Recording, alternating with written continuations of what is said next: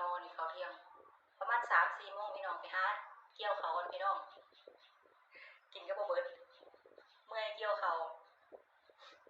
กินก็ได้บ่หลายหิวเขาแห้งนะพี่น้องย่างหันย่างหนีน้ำแน่ก็เลยบ่เบิดซะบ่เป็นหยังพี่น้องเอาไว้ขัวอันนี้กันพักแล้วเลยผัดกะเพราแซ่บคือเก่าพี่น้องฝากติดตามด้วยจ้าพี่น้องบ่เบิ่งก็สร้างพี่น้องเลื่อนผ่านแต่ขอให้กดติดตามนะจ้าพี่น้องสำหรับมื้อนี้ได้ลาพี่น้องไปเลยพี่น้องแดดอ่อนพอดีไปหาเกี่ยวเขาพี่น้องสวัสดีค่ะ